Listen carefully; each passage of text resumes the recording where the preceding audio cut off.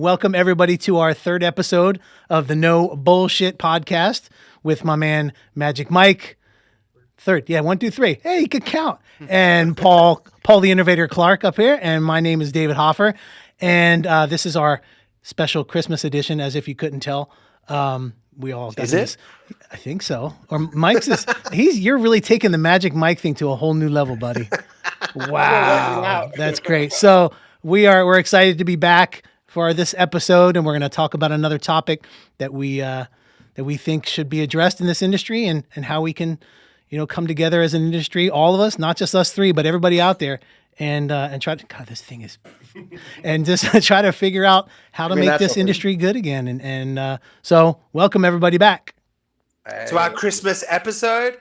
I think it's only fair that we show off what we got going on, because we all don't know how we was all going to dress for this. So, Dave, clearly, yeah, I got some ears going on.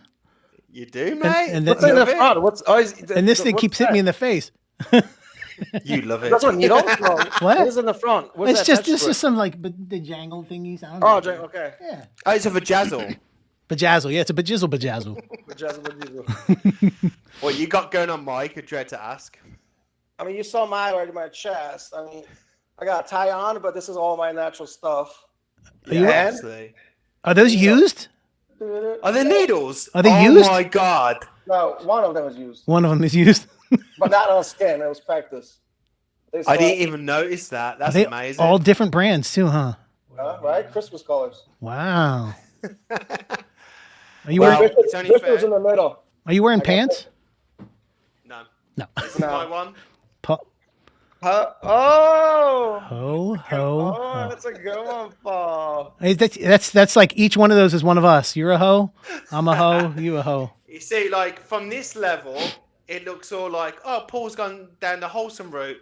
Nah, bitches. I was like, that one is not boring. Oh, he's pissing it. I just noticed he's pissing it. Yeah, dude, he's pissing in the snow. That's great. Excellent work, it's going gentlemen. Back tomorrow. I'm not keeping this shit. Excellent work, gentlemen. Very good. So, topic today. What are we going to talk about? Topic? Techniques, right? I believe. Yes, today's topic is all about techniques.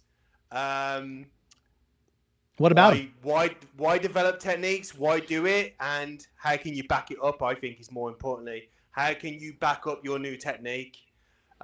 So who wants to start off? Who's ready to start off? I mean, what's the general technique that we all know, right? First, second session, third session. But what's that technique overall? Is it creating dots, creating strokes, creating swirls? What else they got now? Comb overs, different stars. Colors. Snowflakes, bukkake. I mean, there's got to be so many terms right now, right? Yeah. And I think it's good. Hey, Paul, I'm sorry. Do me a favor. Back up just a little. There you go. Yeah. You sounded like Eminem rapping in the microphone for a second. Camera. I'm just so excited to have that's some hardware what actually works. Yeah. Something in front of his face. All right. I'm sorry I interrupted. Go ahead. No, I was going to say, so, let's look at the core of what we're replicating, right? For me, I believe that I'm replicating hair follicles at the most shortest point. Now, I believe that when we look at hair follicles at the most shortest, shaved down, slightly protruding at the skin, they look like little dots to me. They do look like little dots. I don't see any strands. I don't see any like actual hair follicle. What's the word I'm looking for? Just, flicks or anything like that. Yeah. I'm just generally looking at dots when I see stubble. So for me, I was just like, well, that's what I'm gonna create. That's what I'm gonna replicate. Because anything other don't make sense to me. If someone's rocking a shaved head, which we all may agree or disagree that when you shave a head right down to the grain, which the illusion that we're creating, creates a small little follicle dot. And some people don't like the word dot, but for layman's terms, so people can get on board what we're talking about, let's just call it the dot. Mm-hmm. But so for me, the technique what I was showing back in the day was just a cluster fill. Like they were cross hatching. You know, if you hit one impression and then you bump it again and bump it again, it create these branches. So when I saw that, I was like, well, that don't look like stubble to me. So I went off to the drawing board and started actually giving these impressions space, which what hair looked like. So for me, SMP should look like tiny little dots. You tell me if I'm wrong. Is that when you create a technique, the 3 sessions, basically layering, right? Yeah, like what I was taught to do, which I refused to do, which what I mentioned in the other podcast, is just constantly have no regard of what you've laid down already. But when we look at hair, each hair follicle has its impression, but then surrounding skin tone.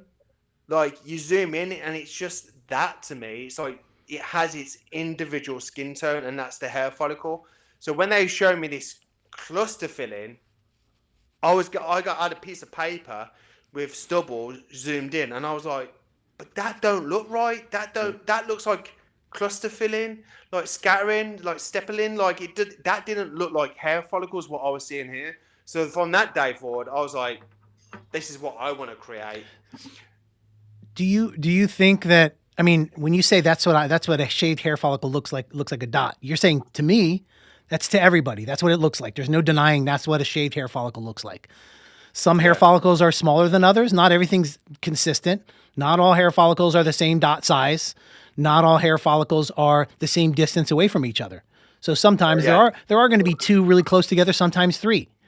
So you're not saying anything of an opinion when you're saying they look like dots. They're exactly what they are. And I think everybody has to agree to that. Do you guys think, you know, what we're talking about is what we find is going wrong with the industry, where people are starting to create little dashes, maybe follow hair patterns. I've seen it in the back where they start to create where the Jesus Christ, where they start to do the calic where there's a swirl in the back. They're following hair patterns. And I know hairs have patterns the way they grow, but when they're shaved, there's no pattern. Yeah. So do you guys think that the industry started to get a little bit full of itself and saying, okay, well, this looks like shaved hair. Now what's the next step? How can we make it look like slightly grown out hair? See, to me, what I think is, because it looks good in the beginning, right? When it's done, it's like, oh, it looks like a real hair going out. What does? The strokes, right? The swirls, you know, in the beginning, correct. But we know how it's going to heal eventually, right? But I think it's the people that are coming up, they're trying to stand out from the rest of us, and they're trying to create something that's different, that's going to catch probably clients' eye, right? It's like, oh my God, it looks like real hair. Because even before I had clients ask, can you guys create the strokes, the lines? I was like, no, it's not going to look right when it's healed. And how do you do touch-ups on that, right? Eventually later on. Amen. Yeah. And even when people do those little dashes, it looks like an ingrown hair. Because hairs, when they're that length, even a slight dash, now they're protruding from the skin. They're not flat to the skin. It's going to look odd to me. Because maybe they thought, if you use the technique for microblading, which you create lines because the hair grows flat to the skin, right? Yeah. It doesn't grow on your head. Maybe they thought it's going to look the same or something similar to, but it's not. And I get it. Well, I'm sorry. I get how people are wanting to try to do something different. Yeah. But if it doesn't work, you can't call that innovation. Well, let's look at the logic here of what a stroke does visually. So, you know, stubble, you can't move, can you? You can't manipulate stubble. If you've got close shaven, no matter what you do, anything to it, it's not going to affect its shape or its structural integrity. Now, if you create a hairline, like a hair flick, right? The illusion of there's a hair there, like a hair strand there, then who's not to say, and this is not just my opinion, but I've had clients say this, that they're put off by the strand, is like, if you're close and intimate with someone and they're looking at your hairline, you got your girlfriend or your boyfriend or your dog line on your chest, and they're looking at your SMP and they see these strands of hair and they go to move one of them and they're like, hold on. The visual effect, what you've been given is a hair strand, but then I can't move it.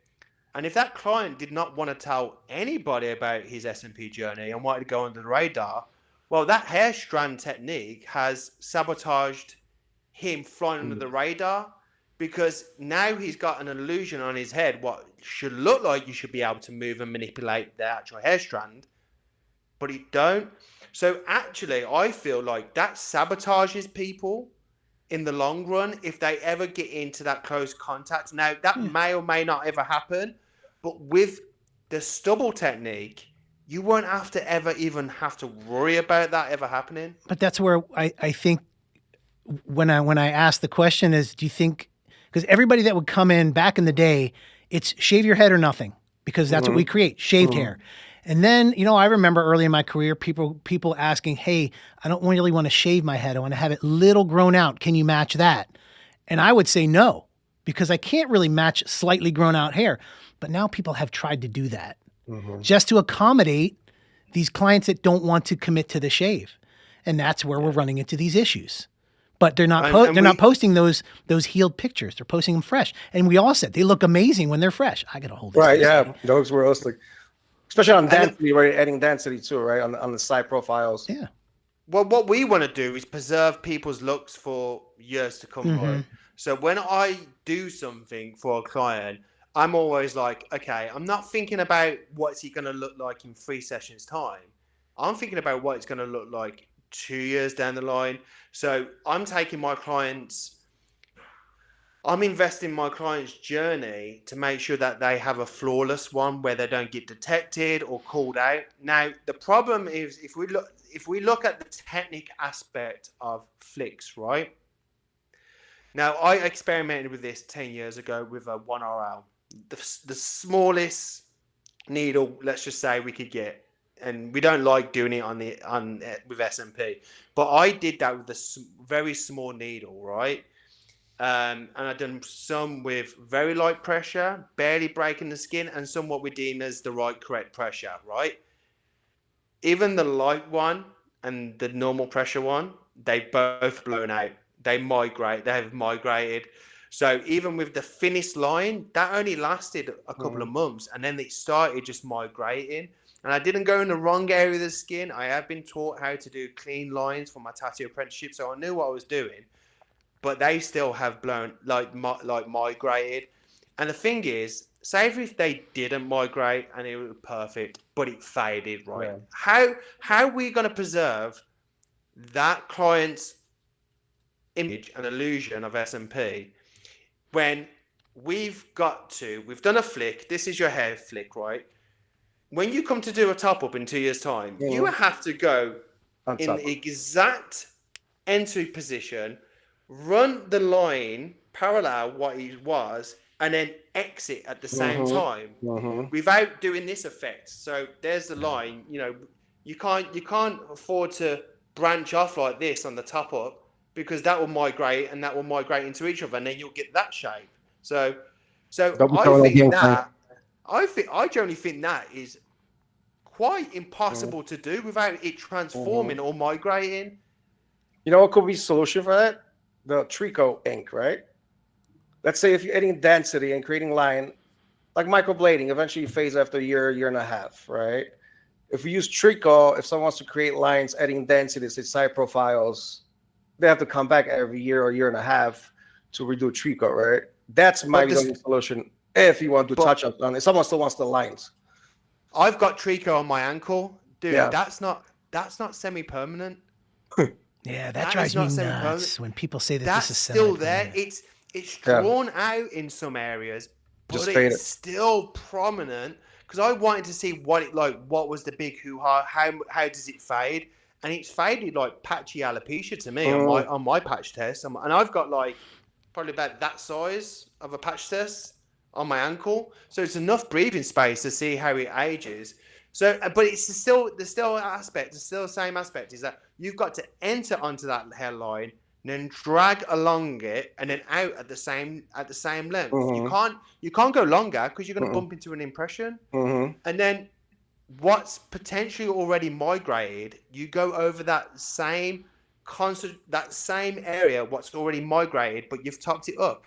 Yeah, that's just going to follow the migration pattern.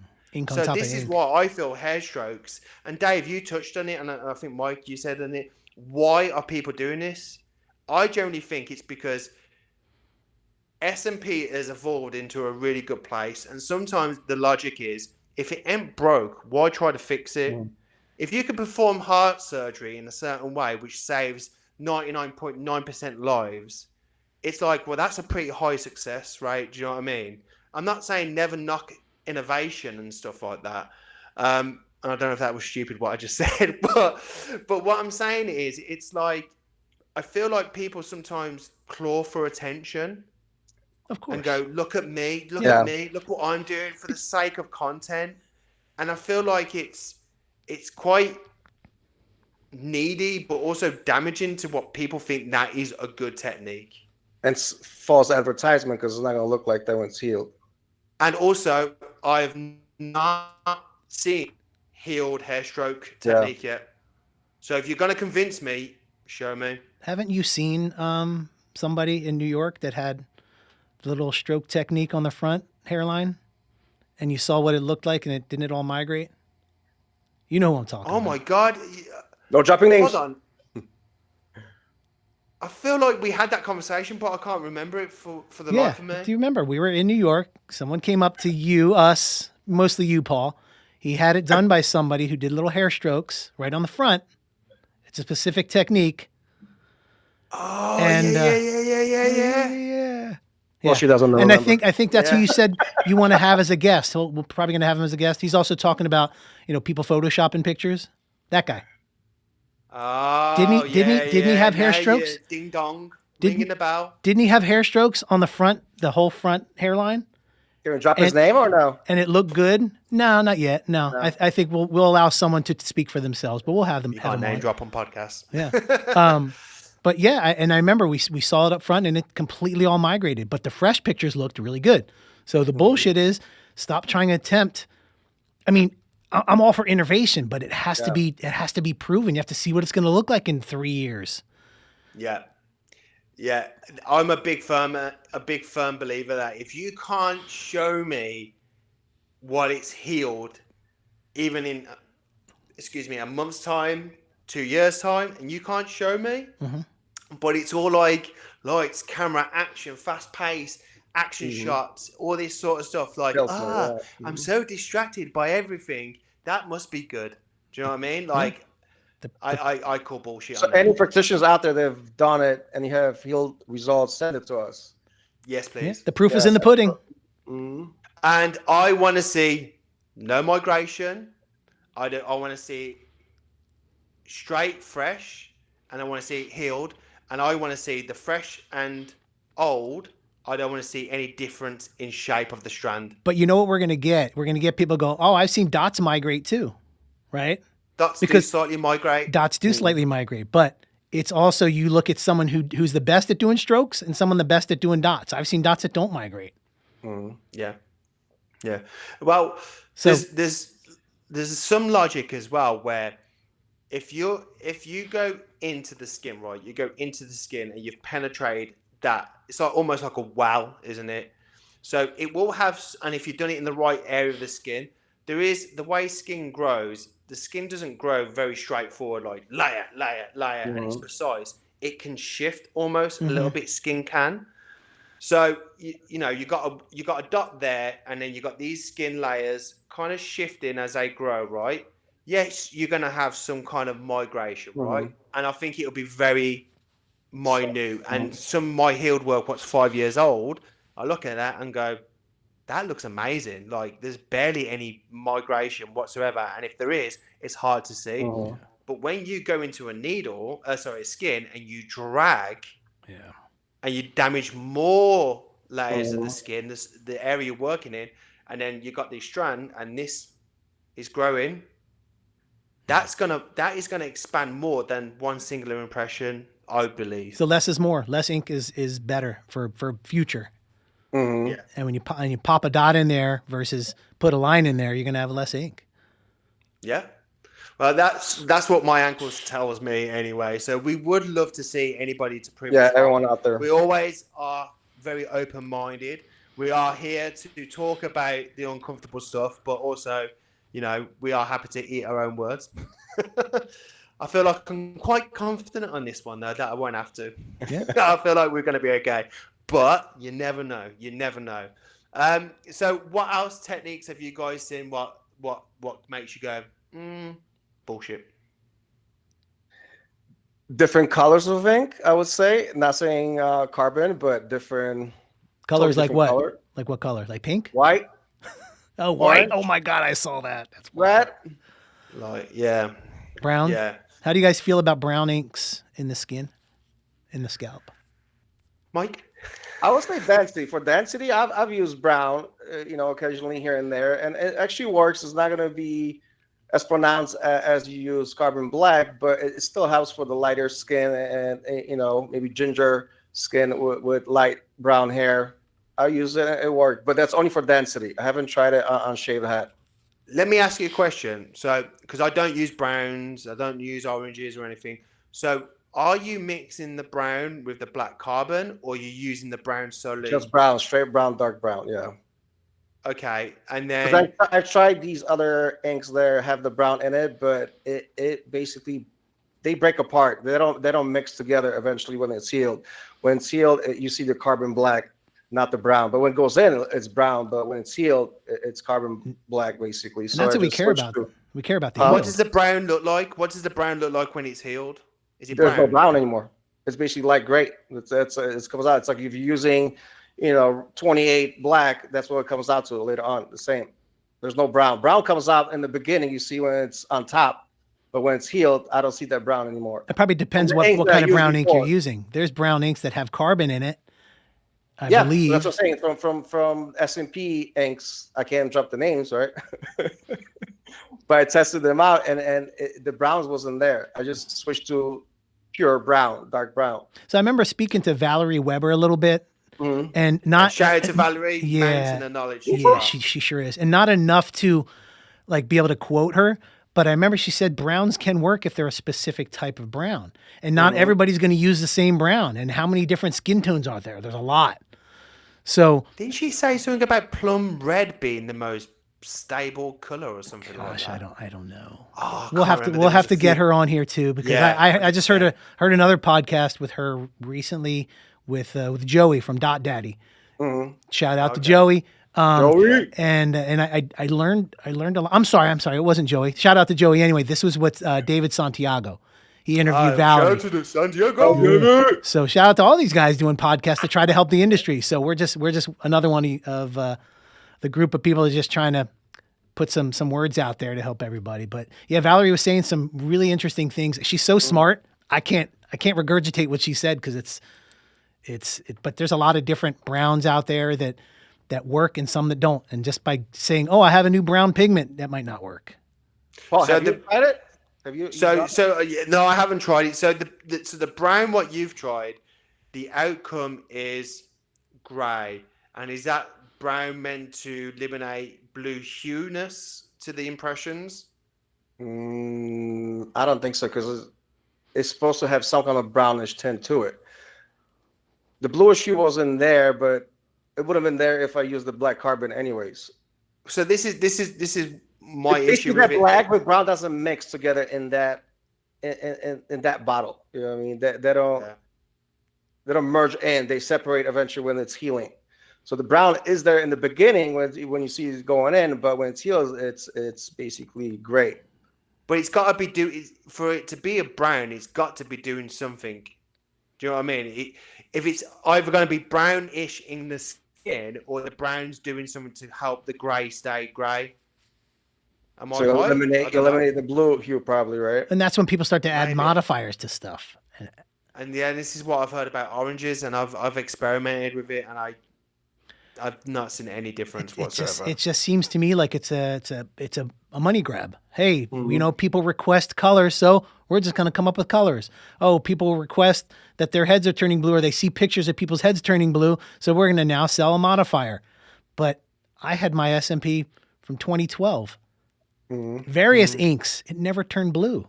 So something's on. And maybe my skin tone doesn't. People got to remember that it's not the colors changing. It's your skin that's given that hue. And the if pressure. You're light skin, for example, my natural hair follicle, when it's shaved down, it's bluish tint. Yeah. You have Hispanics have more of a greenish tint, right? And then African American has the brownish dark tint to it. So it's the skin that gives it away. My veins are not blue, right? But gives the color of it, my skin tone. Right. That's what I find very interesting. If we just talk about blue for a second, we can't talk blue. about blue. Oh, this is your time to sing. I'm blue. I'm blue. No, I get carried away with the mic now. So, like, it's funny you say that because I've noticed a lot of like white males when their hair is shaven down, it's a shade of blue. Mm-hmm.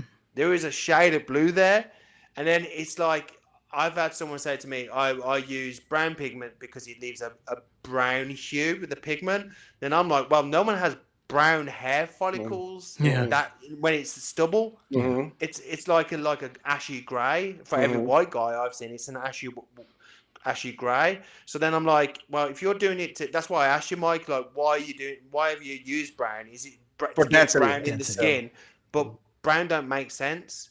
Now there is an argument to be said that if you got a fully brown pigment and the goal was to keep it brown in the skin for density, then especially probably more likely for like female clients who are more likely not going to shave their heads, then there's an argument. They're going, well, that might work, but for like, say if I was thinning and I used, I don't know, like a very light brown, you know, I feel like my journey is inevitable that I either would go for a hair transplant, a wig, or if I was going to have SMP after I've had this brown density, if I shave it down, I don't want brown hair brown stubble then. I need grey stubble. So, like, I don't feel like it could actually connect with guys if you use colours.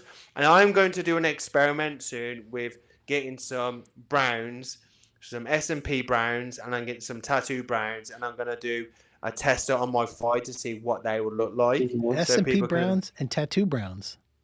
Are they going to be different? Oh my God! Because if it's on the head, it's an SMP ink. But if it's on your shoulder, if you put dots on my shoulder, it's tattoo ink. Interesting. But I mean, it's funny because we're talking about. Mike brought up using colored pigments. I think I still think the density should be a completely different. I don't want to say industry. It's still SMP, but it should be a completely different thing and taught differently. Because in shaved head SMP, we want to do dots and we want to use a carbon black. That's it, right? Because Paul, you said even every shaved down hair looks like a shadow of like a gray. But when you're doing density, now you have to get into color theory. And now you have to get into maybe a couple flicks and twists here and there if someone has density may help. You got to go darker, right? Because you have to go darker. You're 28, you got to go darker. Right. So if you go darker on light skin, let's say someone has light brown hair, it's going to be bluish hue on the light skin. You know what I mean? Yeah. So I've noticed that with density on women and guys that are never going to shave their heads. It's two totally different things. With my female clients, I only use a black carbon, which is diluted to shades of grey.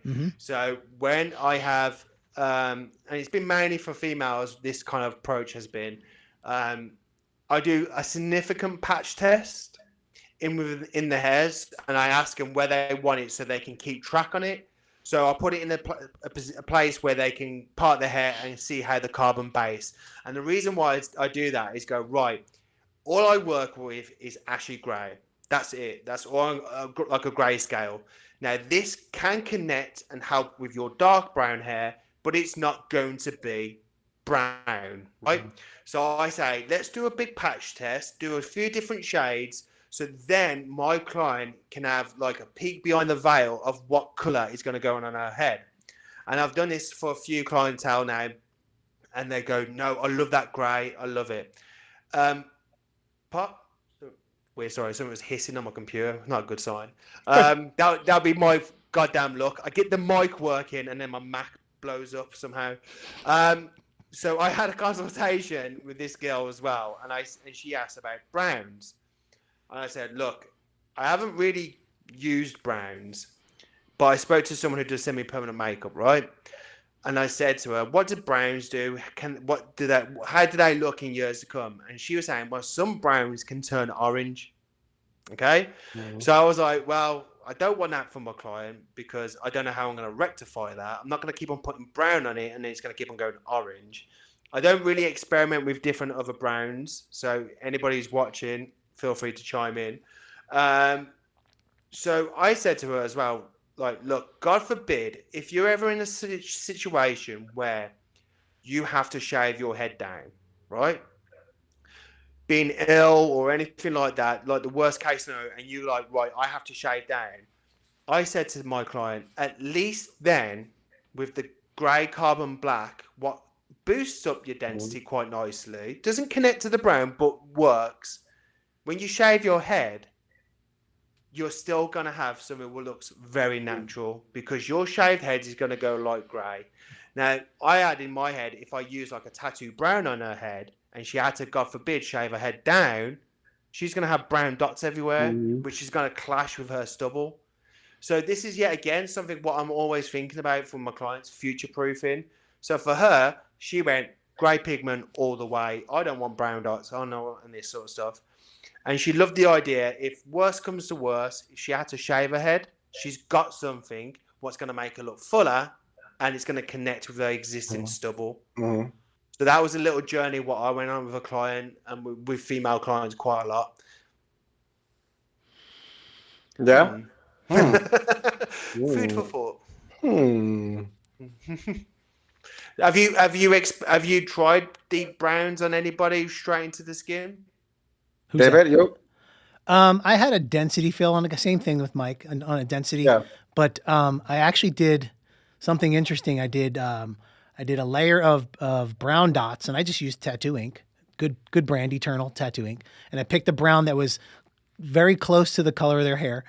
I did a layer of brown, and then the next session I did my layer of black in between, or the gray wash, whatever it is, and then it kind of complemented each other, and it looked good. The guy came back healed. I think it was 2 years later. It still looked good, and he lost a little bit more hair, but I didn't want to. What brown did you use? Like regular brown? Yeah, I forgot. It was called. I think it was like an Eternal. Like a mudslide or something, Mudslide, yeah. Because that's the color of this guy's hair. Now, if he was lighter blonde, or if he was as dark as Paul, I would have picked a different color. And this is just, to me, it's like a guessing game. But to everybody else, it's a guessing game too. Oh, hey, I'm going to use this brown SMP ink. That's a guessing game. We don't know how it's going to look, so we try stuff, and then luckily 2 years later, the guy came back, and I was pleasantly surprised on how it looked. Yeah, because that could work. Yeah, like even Paul, when you're saying, like when you look at the hair follicle, has that circumference of a grayish light tint, and then the hair follicle is darker, right? So what if you do a few sessions with carbon, very light, right? Let's say like a 40 or higher, and then a third session you go with the dark brown, create the hair follicle stubble. You know what I mean? I wouldn't. I'm not opposed to it, but I would not do it on a male. No, I wouldn't, and I wouldn't do it on someone who's going to shave their head either. If someone has, and there's people that are like, I will never shave my head, and I won't do it on someone who's very, very thinning. This guy literally had like a little spot on his crown. His hair wasn't going anywhere. It wasn't going anywhere. So then I'll take the chance, and I'll try something that I think is going to work, and it worked. But if he was so severely thin, he goes, add density to this very thinning hair. No, I wouldn't have done that, because I know he's probably going to end up hating it or losing more, and then he's going to want to shave. And like you said, Paul, at least it'll connect to his shaved hair, because it's that shade of gray. Yeah. Well, my ankle went semi-viral a couple of months ago when I did that orange neutralizer demonstration, which I didn't expect. Like, my ankles are ugly as shit. They got cankles or ankles? They got sock marks, not cankles. That's fucking rude. It is the season of goodwill, bitch. I wish your cankles would be better. So, but like, I had sock marks. I'm like, oh fuck it. Like, people need to see this. And I put that next episode. Yeah, it'd be my ankle episode. But have you noticed the ink fading more on your ankle than, let's say, on your head? Dude, for me, right, like, because it had like, I've worked with this carbon black pigment for many years, and I mixed it with a brown, and I did one with some orange, and I did a pure brown, which went blue, and I did a pure orange on my ankle, and the orange came out brown, which was quite unusual. It went in orange and it healed brown, and it held better than what I thought the brown would be better than the orange.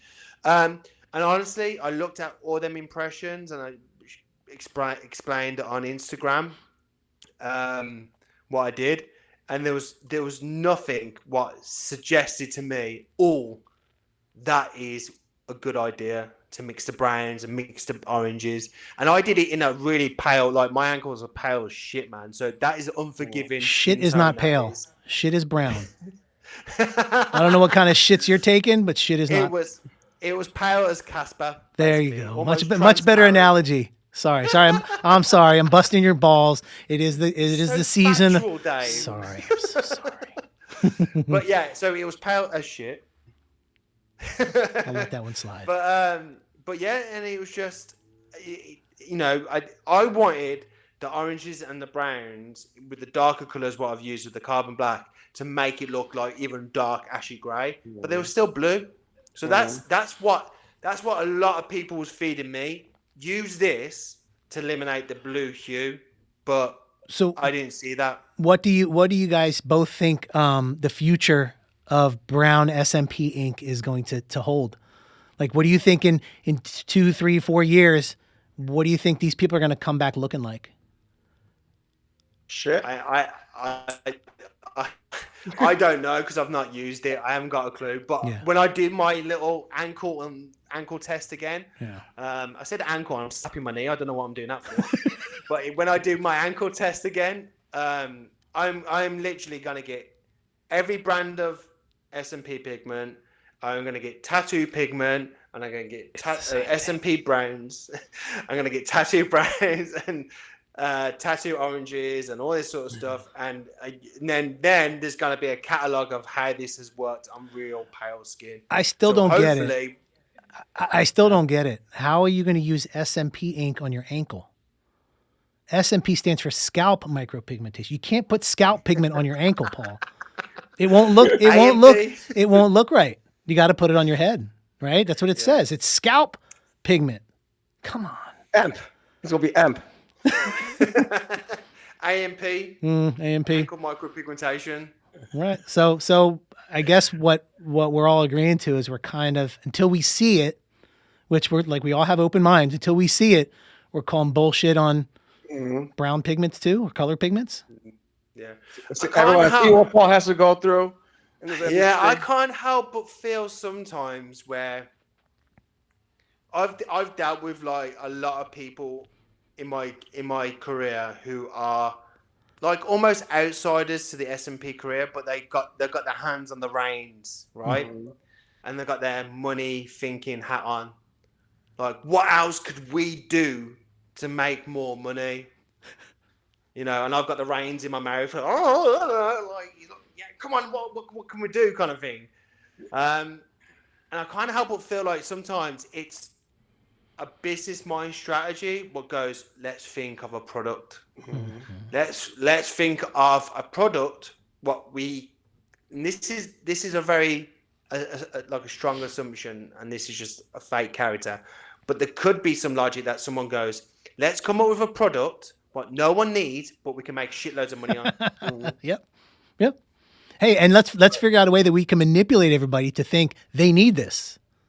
Yeah. I don't understand. Also, just a side note, talking about a product what don't exist, the 2RL needle, which don't make sense because like we've discussed so many times, a 2RL don't make fucking sense. It's a round liner. Like you've explained to me, Dave, so many times, and this is the reason why we've got a podcast, because we're talking about this sort of shit at 3:00 in the morning when we should be sleeping. Dave, you explained it to me. So you go ahead, mate. Listen, I'm not bashing the needles, but to call something a round liner means the needles have to be configured in a round shape. So if you have 3, they're 3 in a round shape. This would be 3 flat. This would be 3 round. This would be 5 flat. This would be 5 round. It's impossible to make 2 round.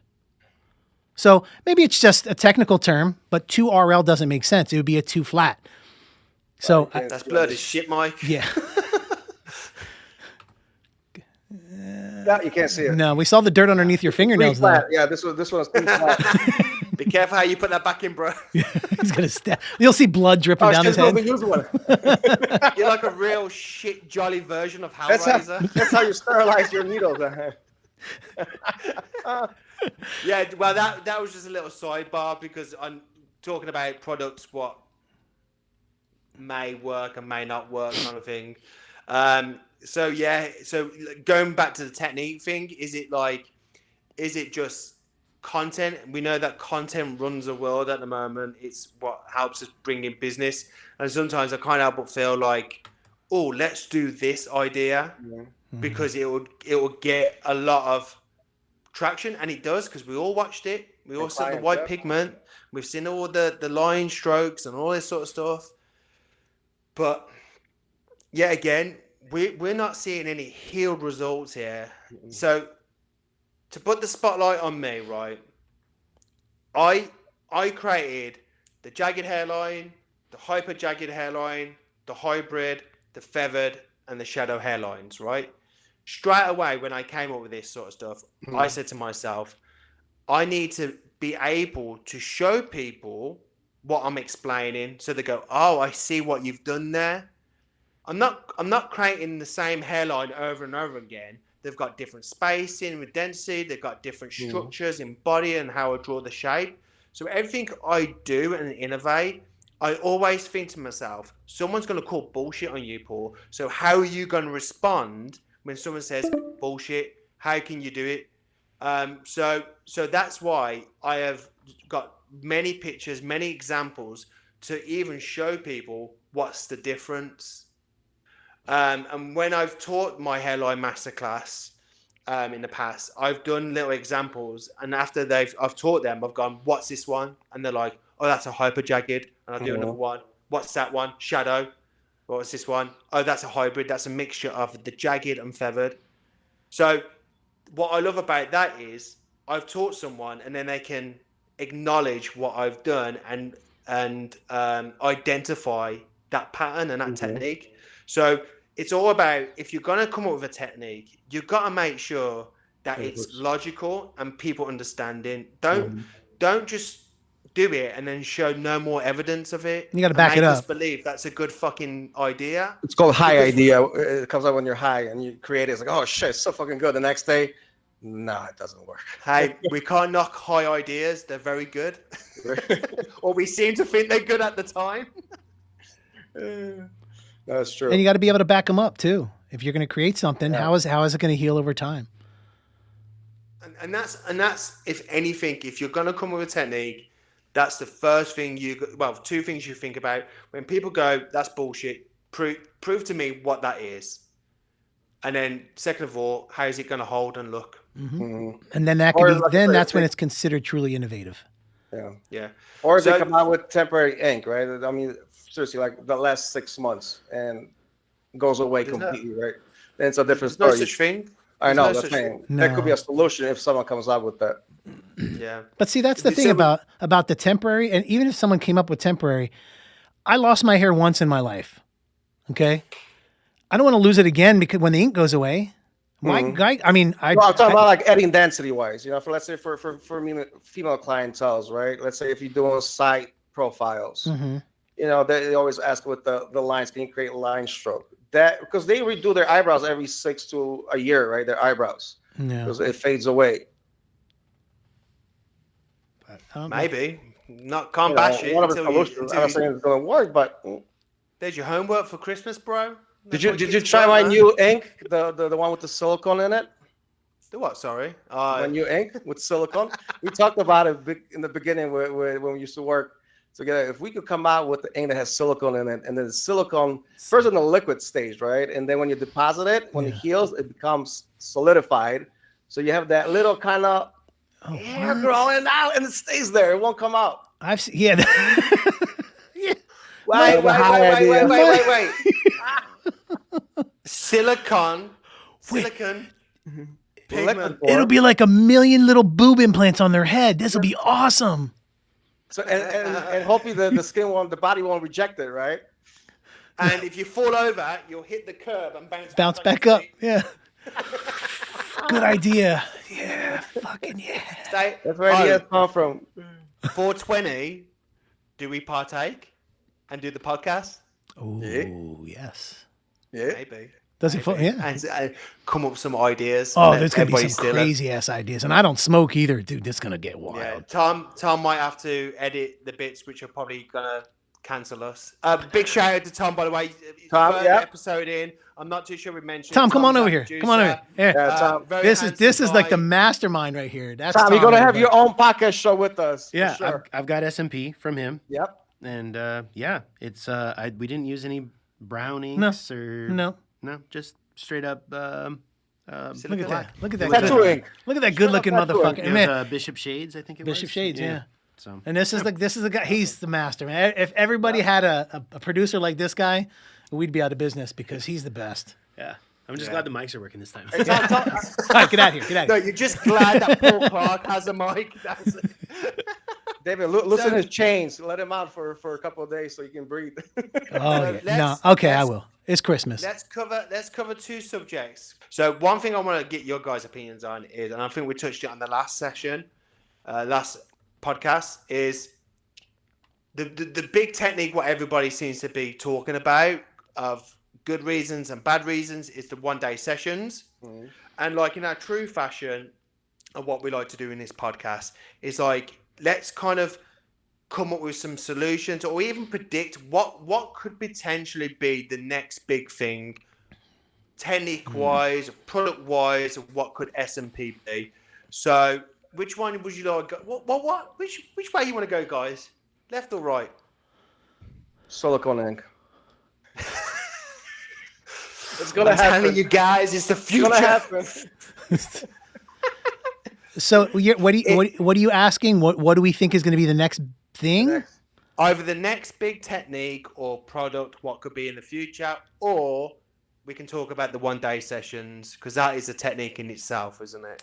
Yeah. Or so we're led to believe. I'd say we talk about what's true, what's existing right now in the 1 day sessions. Yeah. Because I don't know that something new will come along for another 5 or 6 years because all the colored pigments and the new flick techniques, those are new. Those will last another 10 years until people realize that that's bullshit. Then they'll come up with something else. So I'd say the 1 day sessions. Yeah. Let's go then. So I haven't seen any yet. So I really can't comment. I don't want to be ignorant and say it flat out doesn't work because I haven't seen it. I'm a believer in what I see is real, then it's real. I'm not going to believe Instagram. I'm not going to believe social media. I'm not going to believe any of that stuff. In theory, it doesn't seem like it'll work because it's too much pigment load, too close together, just piled in. But I like I said, I'm an honest person until I see it, and maybe there's one good one, and that could prove that it works. But it's a very you can't predict the skin. scary thing to attempt. Yeah. But maybe have you guys seen 1 day sessions healed? I've seen a very, very crystal clear picture of it. And it was multiple angles, up close, far away, and it didn't look like hair follicles at all. And is this by somebody who specifically does this, or somebody who attempted? Because I mean, we've seen shitty SMP. Anybody can attempt, and it's going to look like shit. There's a few artists who are pioneering this 1 day session. Okay, and it was one of those. So it was from one of those artists. Okay. And I saw it, and I was just like, yeah, again, that doesn't look like hair follicle replication to me. And then I was thinking to myself, like what you touched on, like if I see it looked healed and looked amazing, then that's how you speak my language. That's how you're going to get me on board, basically. If you can go, here's 6 people with that 1 day session, and here it's fresh, here it's 1 year, here it's 2 years, here it's 5 years, then I'll be like, well, you've got my attention now. I'm interested. I'm intrigued. As of this stage, I just feel like it's rolling the dice on clients' appearances. Mm-hmm. So how can we predict one color settles away? We can't. Right. I did a 40 on someone the other day, a 40, and he wasn't even that pale, but he had light hair follicles, and it held just a little bit too dark than I anticipated. And I'm glad that I just didn't do the whole session in that 40 or even go darker, because that's some of the techniques I've heard is that they start off what they assume is light, then they go darker, then they go darker again in that in that whole day. So if I approached that and I did that 40 and I'm thinking this is really light and safe, and then I ended which held dark, and then it went darker and darker, then Jesus Christ, that's going to look like a mess. Do you know what I mean? And looking off this 40, like it was a tad dark.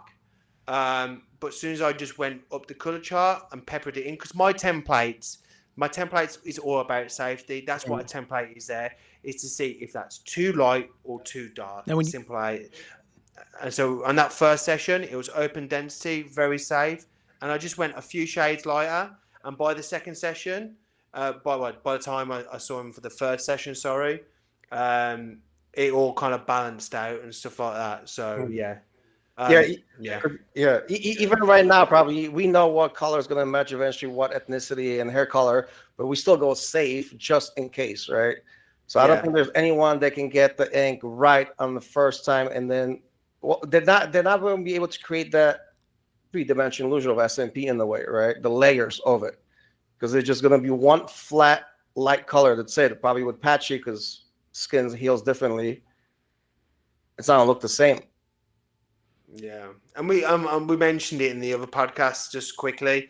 Is like if you're going into the skin and creating a wow, almost like what we're doing, and then on the first session we kind of go about here. So there's a lot of integrity of the structure of these two impressions not ripping into each other, because they are like little puncture wounds, right? But then all of a sudden, if we go here on the same session, that wall's become very fragile between each puncher. Will merge. So and then we know that skin is not stable, so then that could just easily migrate into each other. And from the pictures I saw, that's exactly what I saw happen. It just migrated into each other, blotchy. There was some single impressions in there, but I'd say 85% of it was just all migration and not looking great at all. And blue, because yours went darker when just too dense. It was too dark for the skin tone, definitely. Definitely. But all these artists who believe in it, I've got one thing to say to you: prove it. Yeah. Just prove it. If you're going to teach people, and if you want people on your side, rather than attack everybody or go, oh, that's the old way, we're the new blood, blah, blah, blah, make way. Well, that's fair enough, but you've got to back what you're saying, because otherwise it's just nonsense. It's just you guffing air, what has no value or like significance to the industry. But if you can go, that's 1 day session, and these are 1 year, 2 year healed, and zoom in and do video screen recordings and zoom in, then you might start actually getting some positive attention. Like case and what's the percentage of these people being satisfied after one session as well? Probably initially they are, but you need case studies. Yeah, that's what I'm saying. Eventually, there'll be some fading. You can't cover it perfectly in one session. There's no way. No way. Just if you come on with a technique, just back it the fuck up. Simple as. Yeah. Don't say, oh, I've got this new technique and it looks good for 30 seconds on a 90-second reel, and then we don't hear anything from it again. And then you're on stage going, this is my technique. Oh, great. That's your technique. The same reel, but where's it healed? And now they're going to go teach. Prove your shit. And now they're going to go teach other people this technique that hasn't been proven yet. God, it's a nightmare. It's going to be a nightmare. And that's why I said, and when we was in New York together on stage, the next thing what I'm worried about is that everybody believes in the 1 day session without any evidence, and then people start training these other individuals. Like the SMP industry is nearly on its arse now with the quality of work. It's gone back down the other way again, which I explained.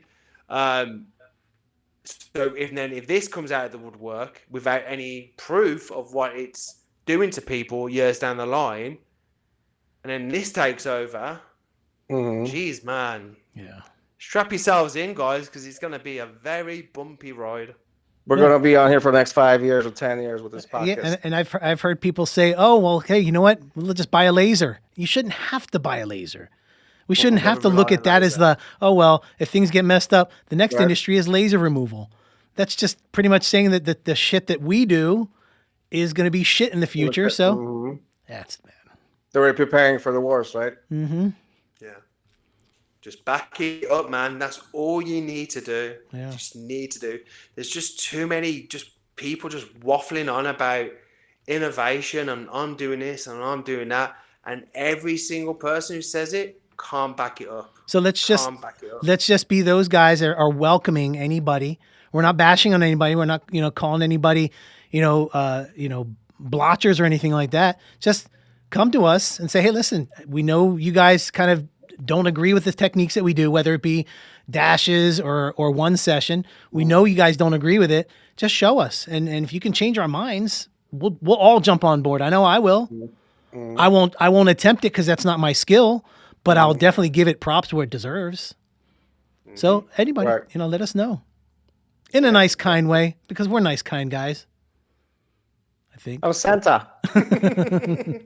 So to give it like a little bit of a personal feel, because obviously today is Christmas Day. We've left our families in the other rooms to do this very special Christmas Day podcast. We have not pre-recorded this whatsoever before Christmas. It is Christmas. I've just high-five Santa. He's on out your way. He's off now. He's going to see you now, Mike. Lump of coal. Shit. We'll sort Tom out to make sure that we all yeah. Okay. And if Tom can make it the Brady bunch snowball fight. That was a very giddy laugh. Anyway, go ahead. So as we draw into the end of the year and we all own our own businesses and stuff like that, and we've got families, I thought it'd be nice to kind of maybe spend just a couple of minutes on reflecting on what kind of year we've had. And it's always nice to practice gratitude. So, let's practice a bit of gratitude and potentially end on a nice high note. David, go ahead. Gosh, put me on the spot. Gratitude. No, it's been a tough year, I'll be honest. Business wise, it's been very slow. I don't know if it's the economy. But it's also the amount of new practitioners out there. It kind of lowers the value of what we do. It also, we've already explained that you'll see a lot more bad pictures than good pictures, and it puts people, it gets them a little skeptical about doing it. So it's been a rough year. But I'm still grateful to do what I do. Probably the biggest thing for me is just to get, a little personal here is I had mine redone. I don't know if I talked about this in the previous podcast. So I got that passion for this all over again, because when I had my SMP, it still looked good. I had it lasered off. I went back to that, insecure bald guy again. And that was, I think 7 or 8 months before, Paul, you redid it. And now I feel wonderful again. So I'm grateful again for this industry, as long as it stays the way it is. And that's good. Things can change. People can get better, but it can't change for the worse. And so I'm very grateful for, number one, friends like you guys. You guys aren't even my friends. You guys are my brothers. I wish we were closer together so we can high five in person. But I really love this industry. And I think that's why I'm so excited to do this, is because I don't want to sit here and just talk bullshit. I want to find the solution to keep what's so important good. Correct. I don't mean to. Oh my God, with the ears. Oh, right, the ears. Oh, this one fell off. There, I'll just do this. I look like Spock, right? Like Spock's gangster. I look like Nosferatu, right? Exactly. But can I just mention something, Dave? Because that's really cool what you've said, and it's quite vulnerable of how you've been. Is that, from what I'm hearing, a lot of artists have reached out to me this year and said like they are struggling. It is slow, and a lot of people have been feeling that, and they might have to put up a like a strong face and say that they can't even admit that and stuff like that. So all props to you, Dave. Like, you know, you're a very honest guy, and I think you even saying that will actually probably make people feel like shit. I'm just not the only one here as well. Yeah. Do you know what I mean? I think that's quite refreshing. Yeah. And you know what So I won't fair do? play, man. What I won't do is, if business is slow, what would a lot of people do if business is slow? They'll hold 3-day trainings to make some money. I won't do that. I won't do that. So I've gone and gotten other jobs because I would rather go get another job than sacrifice or my integrity by teaching people. And I've had multiple people, hey, do you do courses? I'm losing out on so much money by not doing these 3-day trainings, but it's not going to teach anybody anything. And it's not good for the entire industry.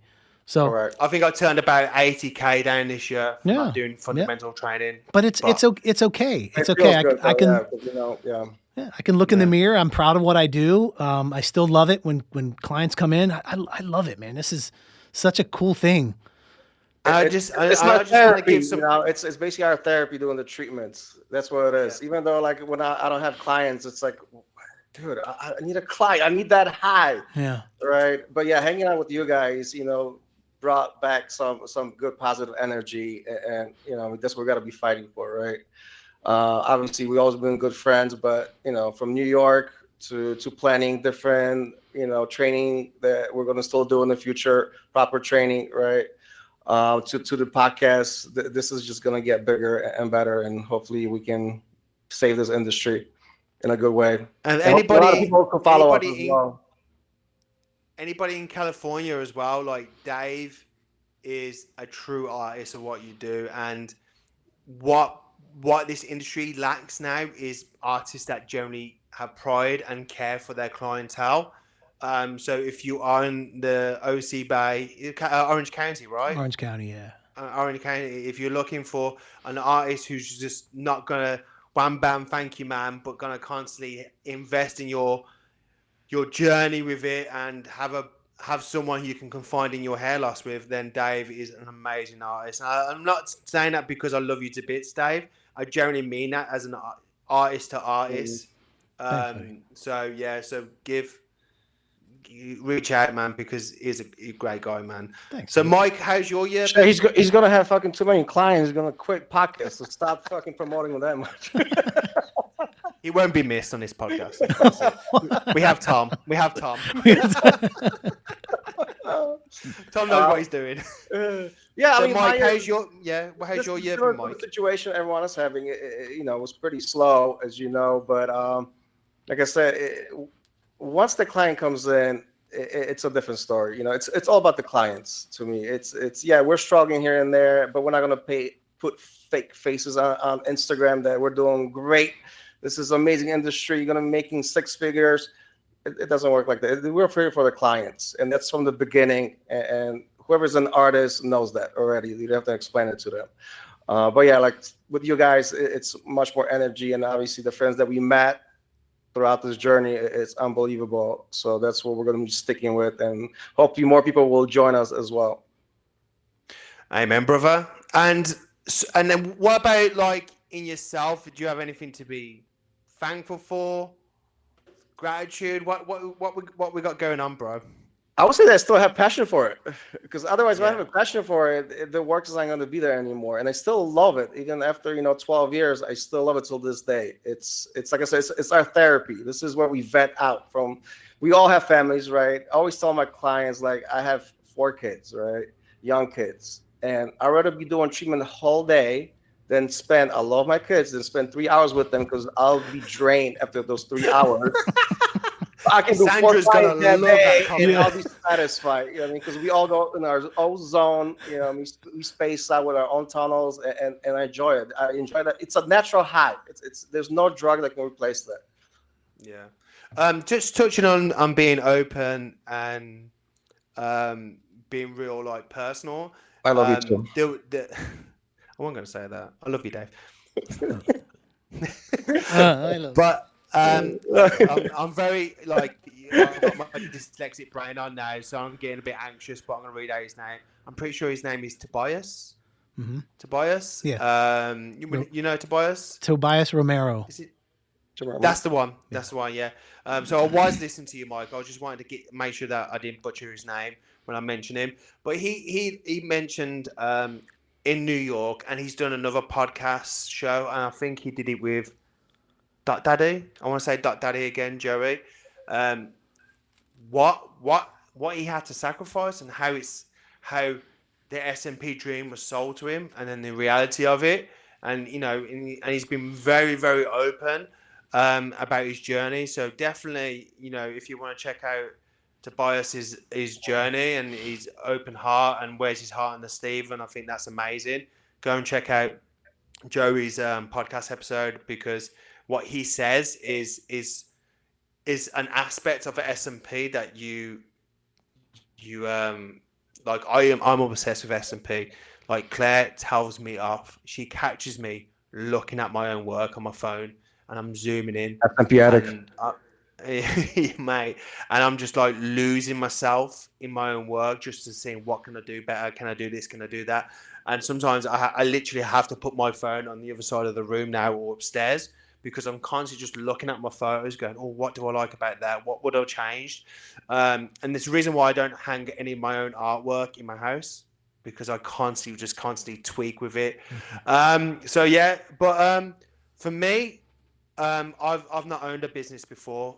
So, July to July this July was like, I don't know, I'm not very business minded, but like the business year or so, and a couple of months into that now. So I just always look at it from January to December. And this time I always get quite reflective, quite emotional. And I tried to practice gratitude. This is why I wanted to do this. Even with the hope of people watching it, maybe it just reminds them to practice gratitude. But for me, owning my own business, it's taken its not taken its toll, but it's had a significant impact of how my brain works as an individual. Like I've learned that I'm not patient. I've learned that my resilience needs to be worked on and stuff like that. And it's just little things like that, owning a business and worrying about things, and just learning to switch off, and that it's okay to switch off from the business. This is something what's been an emotional roller coaster for me. I'm making sure that I'm just doing right for myself and for the business and for my family, that I'm making the right decisions for my business. But regarding from my gratitude is like I've worked every single day this year on clients, 2 clients a day, and I am just so thankful that people look at my work and they want that work, because I always say, like, if it weren't for my clients, I wouldn't be able to put food on the table. So I get really reflective and like thinking, yeah, I know my own skill set comes into play because people are liking and paying for my services. But I always look at the aspect that someone's taken a chance on me. That's the humanity side of it. And I love that. And I think that's why I'm quite passionate about techniques and future-proofing our clients. So I'm just really grateful that I've managed to survive this long with no business degree, no business sense whatsoever. And what I'm starting to learn about myself is that you don't have to be business minded. You don't have to be corporate minded. All what matters is how fucking good at what you do is what you do. That's what puts bread and butter on the table for me. So I'm quite thankful that I've just been able to continue working, developing, evolving as a person and a business owner.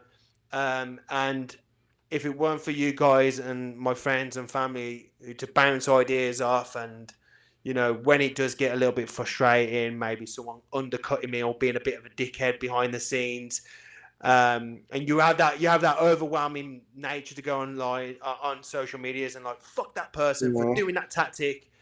But having you guys to bounce off and going, like, this, I'm going to vent it so it's out of my system. Correct. So thank you to you guys for listening to my rants when people are trying to undercut me or try and say like, oh, I'm too expensive and all this bullshit. So thank you to you guys. But for me this year, I'm just thankful that I've got my health, I've got a roof over my head, business is going well, and my family and my kids are good. So I'm very thankful for this year, and hopefully 2025 is going to be even better. Yeah. I think it's going to be my best year in my whole career. Yeah, it's adjustment, right? Business and artist, because you spoke as an artist, right? And combining business is different because it's more stress. You're not as relaxed. You're not as creative because something else is running in your head. It's like, are you going to have enough for this month to pay your bills, right? But you still got to put on that smile to the client, which is real. But it's hard. You gotta know how to control and adjust it. But that'll be a good topic actually. See people that are in this industry as owners and as employees of SMP. How to see the world of SMP as an employee and as an owner. I had some horrific news, which you guys know about. I had a good close friend of mine pass away, and I got that message 5 minutes before I had to start a client. Wow.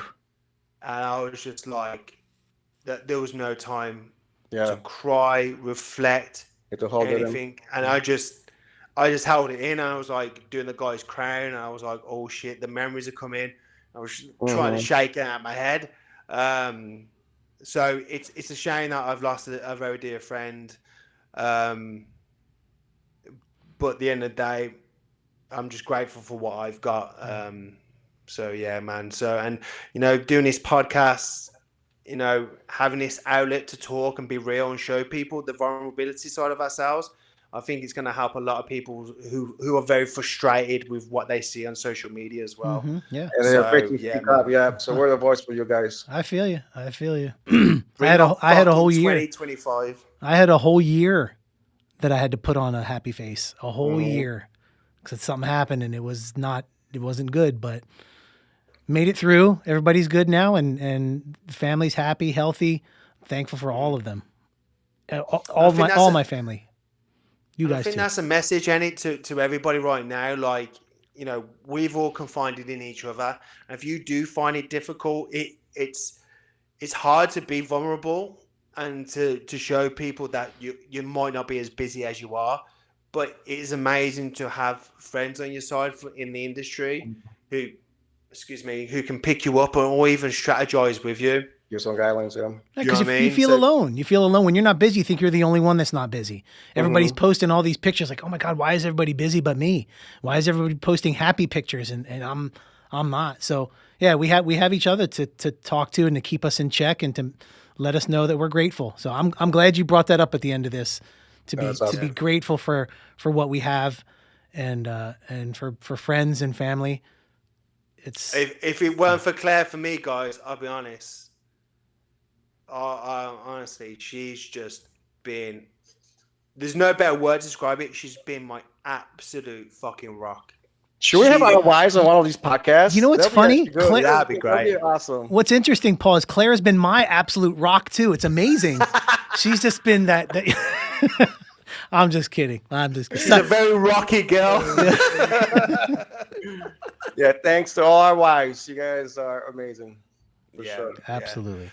Well, we hope, like, is you guys got anything else to add? We feel like that's a wrap? No, I think that's a wrap for this year, for sure. Yeah. We'll see you guys in the new year. We're only 3 episodes in and we've got a Christmas special, so that's pretty cool. That is pretty cool. Anybody who's tuned in and loving what we're doing, and we've had some really good positive feedback for the podcast. A lot of people were saying to me, it's about time to hear real talk about the industry. So I'm really excited for next year with this podcast and where we can go. Are we going to have a guest in the new year or not yet? Should we? Yes, we're going to start having guests. Yeah. There's a lot of good people out there who have a lot of good. Yeah, 100%. But the topics are going to be difficult. They're not going to be easy, but it needs to be said. But just thank you to everybody who's watching. I hope you have a fantastic Christmas. Happy New Year, and we just hope that 2025 is amazing. Everybody rub your Christmas nipples for good luck. Rub your Christmas nipples. We're not going to do this. We're going to do rub your Christmas nipples, everybody. Christmas nipples. Is it Yaman? Have we got Yaman? Yaman? No, I left him in the other room. I think I flushed him by accident. They look very similar, right? Yeah. But thank you to everybody who's tuned in. We appreciate it. Guys, do you have anything to add? We love your feedback. We love your energy. Keep pushing it for us, man. Keep pushing it. All right, this is getting too mushy. We'll see you guys next episode. Later. What is this? Later.